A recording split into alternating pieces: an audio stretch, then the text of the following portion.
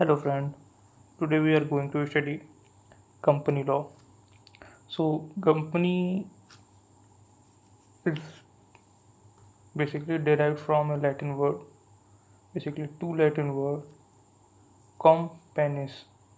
Comca means together, panis means bread. So basically company word की जो शुरुआत हुई वो ऐसे हुई कि कुछ लोग साथ में बैठकर खाना खाते थे और उसी टाइम पे वो आपस में बिजनेस मैटर पर डिस्कशन करते थे. That's how the company word has evolved. So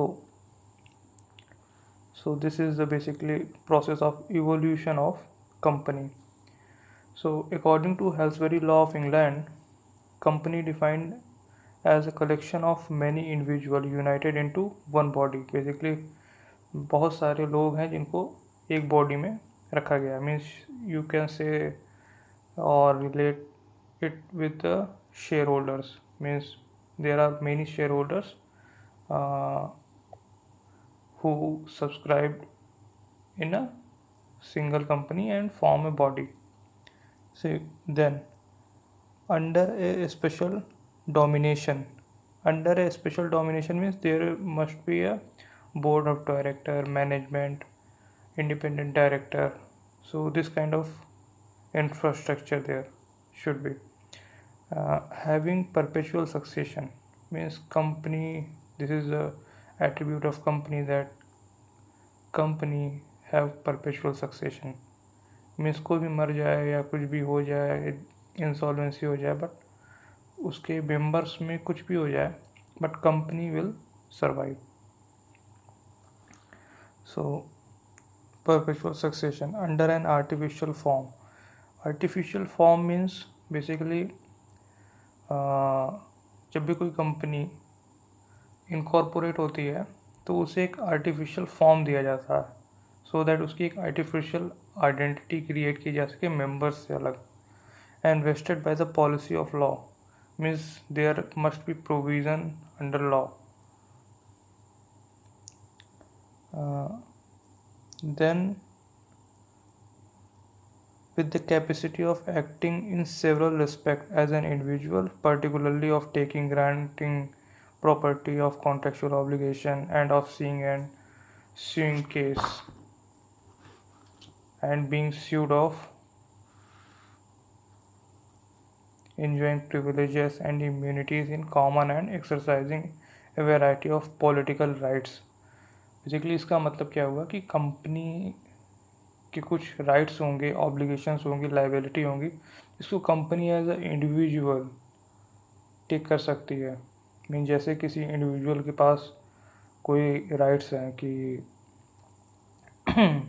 वो कोई लोन ले सकता है, किसी को सू कर सकता है कोर्ट में, कोई राइट अपना कॉज ऑफ एक्शन पे कोर्ट में जा सकता है, या कुछ भी ऐसा कर सकता है जिससे उसके राइट्स एंड ऑब्लिगेशन डिसाइड होते हों, तो सेम काम कंपनी भी कर सकती है. Common end of exercising A variety of political right more or less extensive according to the design of its institution or the power upon it, either at the time of its creation or at any subsequent period of existence. Basically there must be a law under which such kind of things may happen. However जो हाल्सबेरी की definition है वो one person company पे लागू नहीं होती. क्यों? क्योंकि बेसिकली हाल्सबेरी की डिफिनेशन ये कहती है कि there must be group of person who should form a company. So under one person company there is only one person, so there is no group of men. That's why this definition does not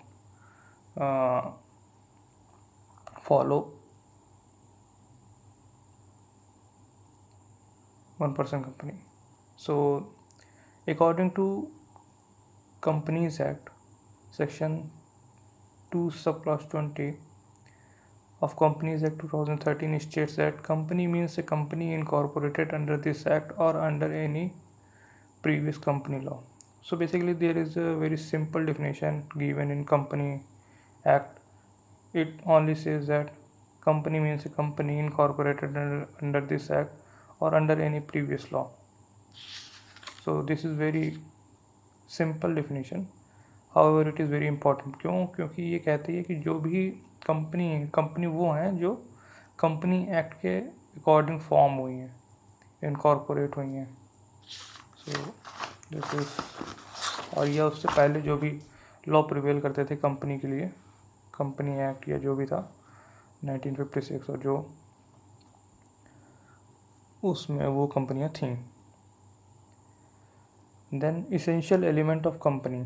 so there must be capital, there should be a business. What means company क्या करेगी.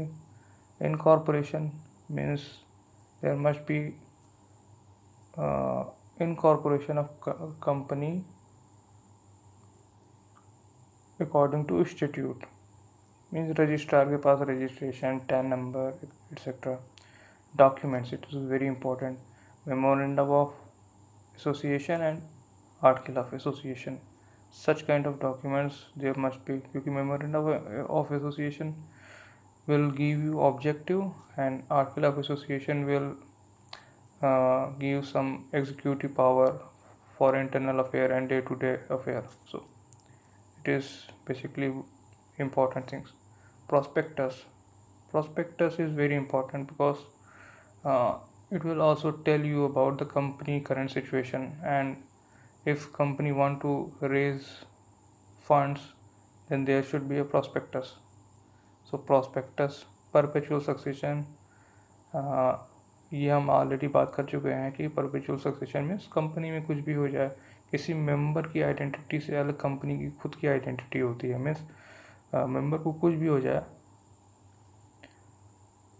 Company will remain. Common seal, ये पहले necessary होता था, now it is not must but there may be common seal. हाँ, इसमें क्या होगा कि अगर किसी के पास कॉमन सील है, मीन्स कोई पर्सन ऑथराइज है कंपनी के थ्रू, तो अगर उसने अपने कॉमन सील का यूज़ करके कोई कॉन्ट्रैक्ट किया, कोई ऑब्लिगेशन या लायबिलिटी में गया अकॉर्डिंग टू कॉमन सील, तो कंपनी के ऊपर वो चीज़ें आ जाएंगी. मीन्स क्योंकि because on behalf of company उसने कॉमन सील यूज़ किया, वो भी कंपनी की, तो वो चीज़ें कंपनी पे रहेंगी. Management means director, board of director, independent director etcetera. Allotment of share, basically public holding है तो पब्लिक में इशू कैसे होंगे शेयर. प्राइवेट होल्डिंग है तो प्राइवेट कैसे, 1% कंपनी है तो 1% कंपनी में एक ही आदमी के पास शेयर होते हैं सारे. Payment of dividend and debenture, तो जो भी डिविडेंड होगा मीन्स जो प्रॉफिट है उसके अकॉर्डिंग टू कंपनियाँ डिविडेंड देती हैं, तो वो भी पेमेंट ऑफ डिविडेंड. डिबेंचर होगा तो उसमें जो भी इंटरेस्ट बनता है डिबेंचर के जारी करते समय, उसमें एक इंटरेस्ट रेट होते हैं तो वो भी देते हैं. तो debentures and payment of dividend. Annual audit and return, ये इम्पॉर्टेंट है specially for public companies. So general meeting, इसमें भी कंपलसरी पार्ट है कि जनरल मीटिंग में बहुत सारी चीज़ें डिसाइड होती हैं जो शेयर होल्डर्स के होते हैं. So it is really very important thing, not only under company law but also for the corporate governance. So general meeting. So now we will talk about the characteristic of company. First characteristic है incorporated association. Means company should be incorporated as or in consonance with the law. Means if institute provide the procedure or other things to establish or incorporate a company, then person should follow those institutes and law and incorporate association to form a company. क्योंकि basically partnership भी होती है, company होती है, उनमें difference होता है.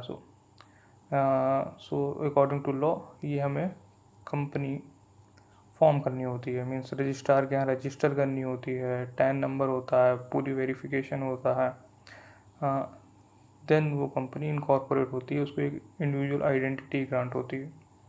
Legal entity distinct from its member.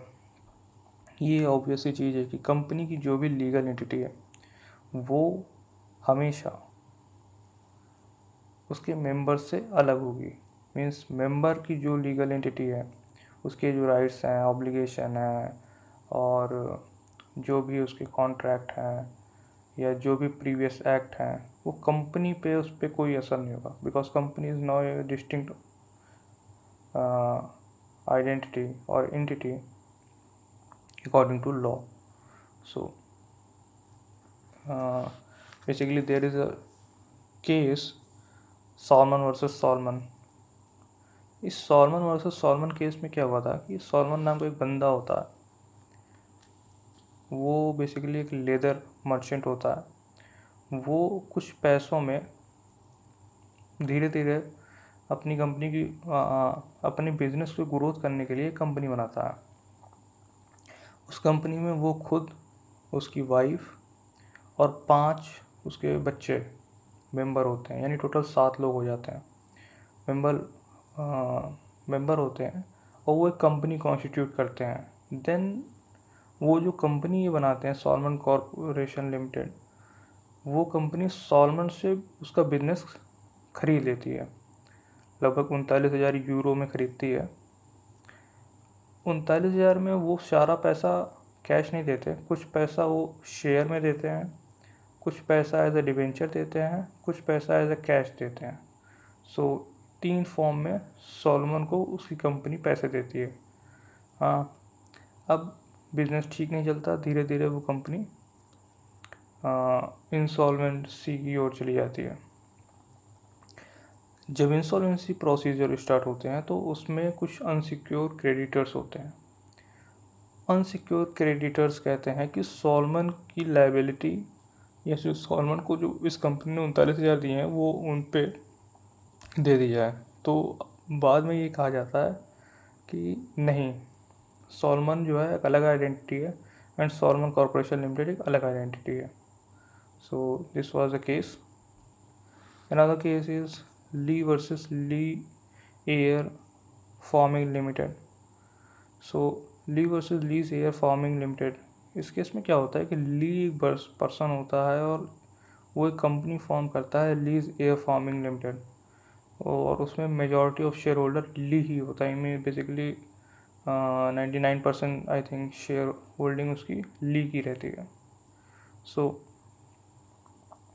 अब इस केस में क्या होता है कि ली अपनी ही कंपनी का एकमात्र एक विमान फ्लाइट कर पायलट होता है। तो वो अपनी कंपनी के जो भी वर्कर होते हैं उनका एक इंश्योरेंस भी उस कंपनी के थ्रू रहता है। तो अब क्या होता है कि उस कंपनी की पॉलिसी के अकॉर्डिंग जितने भी वर्कमैन रहते हैं, अगर उनको कोई कैजुअलिटी होती है तो उनका एक इंश्योरेंस रहता है, और उस कैजुअलिटी के अकॉर्डिंग उस इंश्योरेंस को से उसको कंपनसेशन मिल जाता है। जो भी बंदे को कोई कैजुअलिटी हुई, यानी लीज एयर फार्मिंग लिमिटेड में अगर कोई वर्कमैन है या एम्प्लॉई है, अगर उसको कोई कैजुअलिटी हुई तो उसको इंश्योरेंस मिल जाएगा। ली अपने ही कंपनी में पायलट होता है, अनफॉर्चुनेटली उसकी डेथ हो जाती है।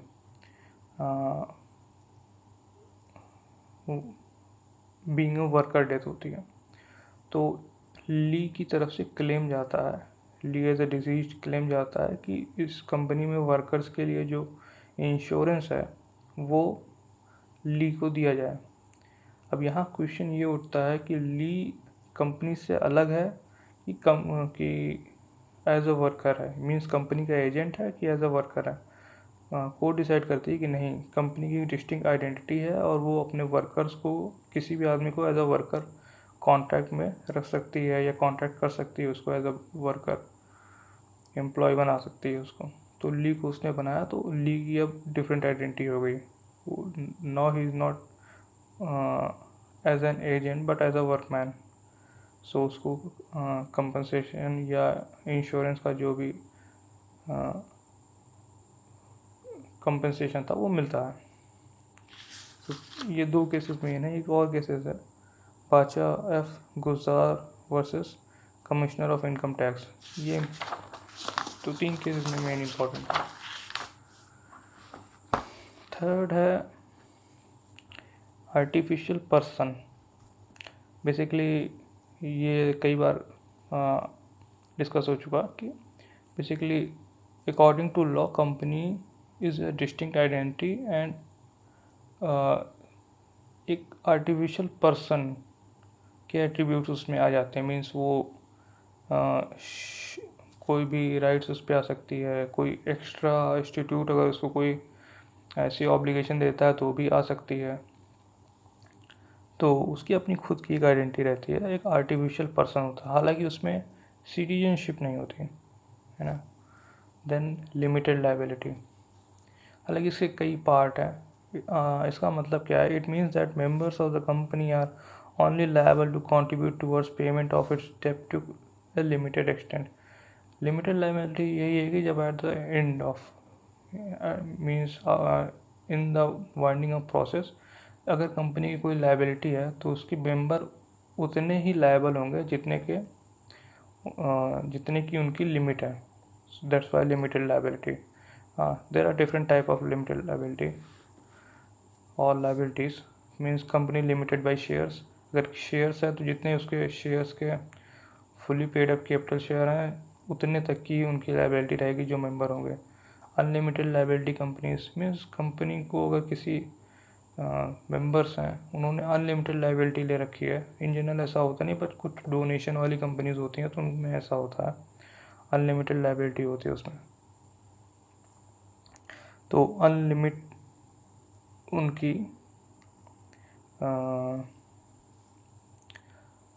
लायबिलिटी बन जाती है। मीन्स वाइंडिंग अप के समय अगर कोई लायबिलिटी अराइज होती है तो वो अनलिमिटेड होती है, उसमें कोई लिमिट नहीं होती। इन जनरल ये नहीं होता, बट डोनेशन वाली कंपनी जैसे मैंने कहा तो उसमें ये चीज़ें होती हैं। फिर then company limited by guarantee means if a shareholder और person member of the company who subscribe in the company,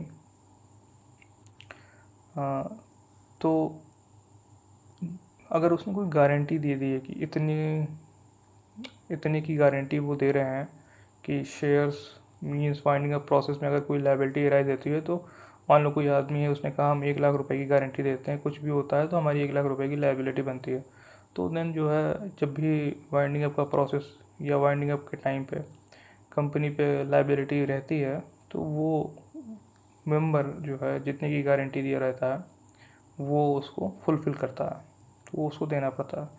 and if the guarantee company also has share capital means share capital है, अगर वो unpaid है, guarantee है और एक share capital है, मान लो उसके पास 500 का शेयर कैपिटल है और उसने जो है फुल्ली पेड अप नहीं है यानी 50 रुपये है, तो 50 रुपये उसको अभी और देने हैं, तो वो 50 रुपये और देगा और गारंटी भी रहेगी उसकी। अगर उसने गारंटी भी दी है और क्या कहते हैं शेयर कैपिटल है, दोनों हैं, तो ये दोनों दिए जाएंगे। यानी जो मान लो कोई शेयर 50 रुपये का है, सब्सक्रिप्शन के टाइम पे उसने 25 रुपये दिया, 25 रुपये उसके बचे हुए हैं और उसने गारंटी भी दी कि हम करीब 50 रुपये की गारंटी और लेते हैं, तो टोटल उसके ऊपर 100 रुपये का हो गया, शेयर कैपिटल भी हो गया, गारंटी भी हो गई। तो अभी उसने दिए कितने, उसने 75 रुपये ही दिए क्योंकि 25 रुपये ये है, 50 रुपये की गारंटी है, 25 और देना है, तो 25 और देगा यानी टोटल 100 हो जाएंगे। और वाइंडिंग अप के समय अगर कोई लायबिलिटी राइज होती है तो इस तरह से ये होगा। देन शेयर प्रॉपर्टी,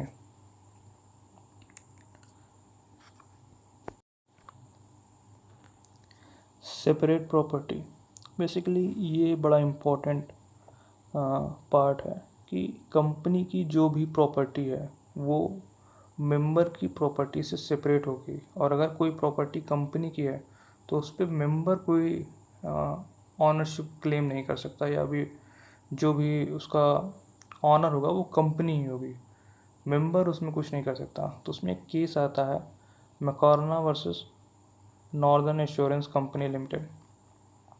इस केस में क्या होता है, मैकॉर्ना एक कंपनी इस्टेब्लिश करता है जिसमें लगभग 99% शेयर इसके पास रहते हैं और एक शेयर जो रहता है वो दूसरे के पास रहता है, मतलब इस लगभग सारे शेयर इसके पास रहते हैं एक शेयर छोड़ के।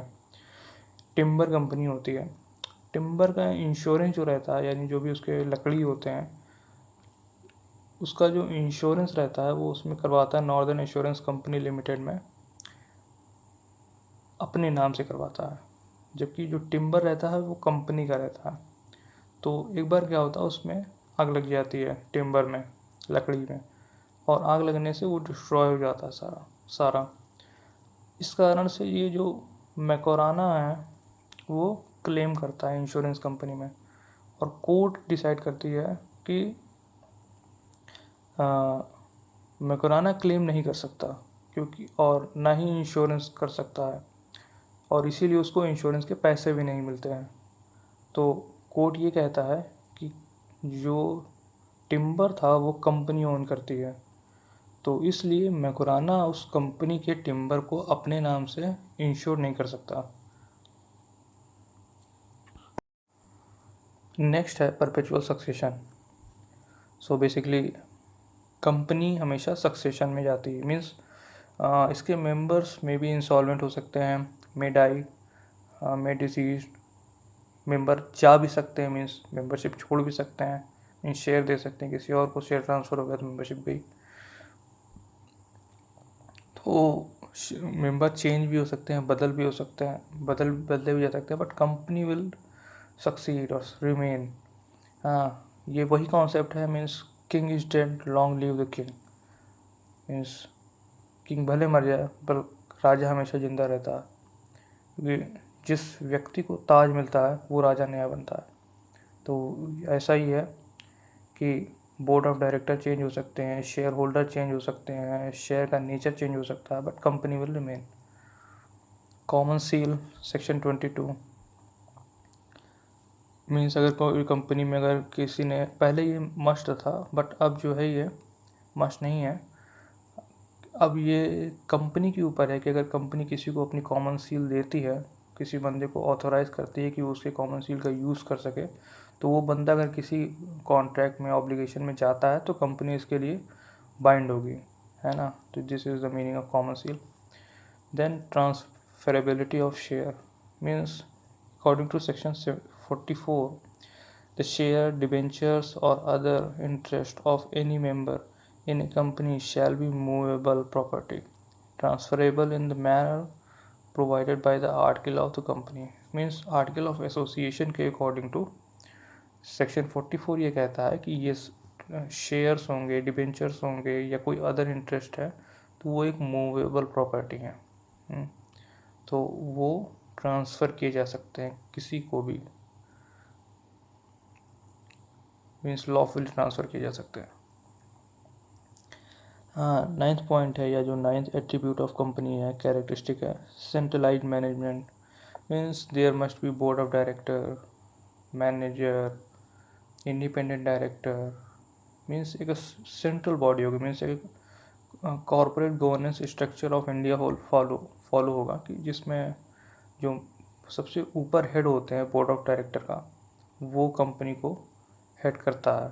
इसमें शेयर होल्डर अलग होते हैं, और क्योंकि शेयर होल्डर कंपनी को ना मैनेज करते हैं ना उसका एडमिनिस्ट्रेशन और day to day activity check करते हैं, तो जो करते हैं वो CEO, मैनेजमेंट, मैनेजर, या बोर्ड ऑफ डायरेक्टर, या independent director, different type of director भी होते हैं, तो वो सब उसको देखते हैं।